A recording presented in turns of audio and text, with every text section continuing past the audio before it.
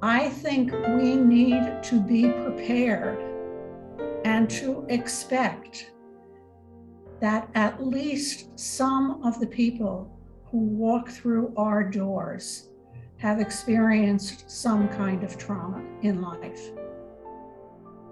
Never abandon the person.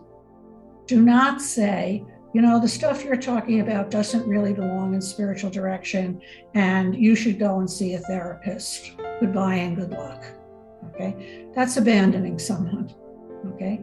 Never, never abandon a person. How to handle trauma in a spiritual direction setting has become an urgent topic for the spiritual directors and companions in our community. So we've put together this 12-week course to explore this topic, to bring our questions, and to learn together.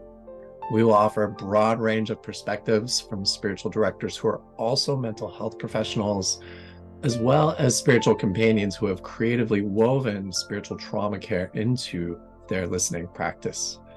You will learn from all of them, and you will discover your own way.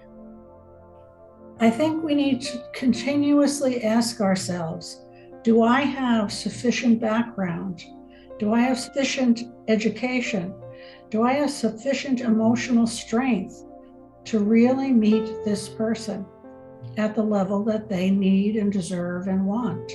What I've found in my own practice with my own clients is it comes up. We can't live in a world without encountering trauma, whether it's childhood trauma or just trying to live in the world as humans. And it's a part of a lot of our stories. And so I don't shy away from that in the work that I do. I also don't shy away from getting as much training as I possibly can as a spiritual director. We'll look at what trauma is. I contend that it is a spiritual wound, among other things, and we'll look at neurobiology for spiritual care providers, specifically polyvagal theory, but other theories that also help us to look at the conduits of spirit biologically. In the second session, I'll do on attachment theory, which has to do with the emotional disruptions in each individual in the relationship and in the relationship itself. And finally, in the third session, we'll look at applied internal family systems, which looks at the parts. And this is really useful for examining what's happening in the caregiving relationship itself.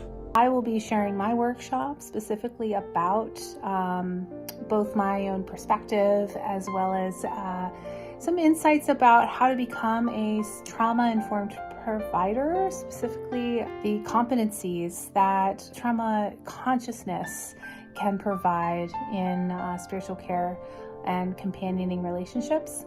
And I also will provide another workshop designed to promote the importance of humility and understanding power dynamics within the spiritual care relationships.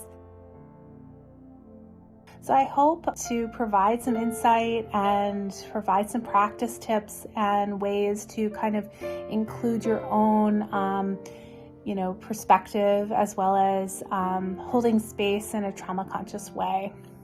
We at SDI are offering this course for all spiritual directors and companions who desire to become a better informed, more integrative, and more confident spiritual care provider, ready and willing to provide a more comprehensive listening space for the whole person.